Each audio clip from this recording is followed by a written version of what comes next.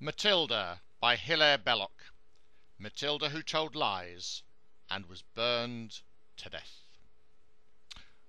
Matilda told such dreadful lies, it made one gasp and stretch one's eyes. Her aunt, who from her earliest youth had kept a strict regard for truth, attempted to believe Matilda. The effort very nearly killed her, and would have done so had not she discovered this infirmity.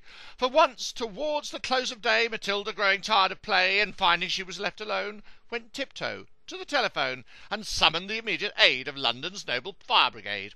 Within an hour the gallant band were pouring in on every hand, from Putney, Hackney Downs, and Bow. With courage high and hearts aglow, they galloped roaring through the town. Matilda's house is burning down! Inspired by British cheers and loud, proceeding from the frenzied crowd, they ran their ladders through a score of windows on the ballroom floor, and took peculiar pains to souse the pictures up and down the house, until Matilda's aunt succeeded in showing them they were not needed, and even then she had to pay to get the men to go away.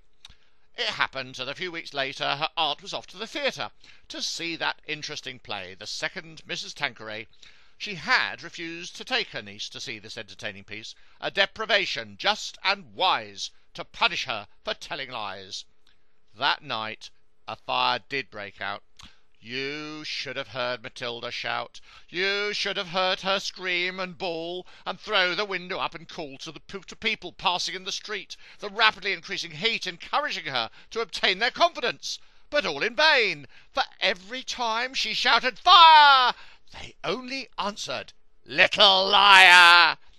And therefore, when her aunt returned, Matilda and the house were burned.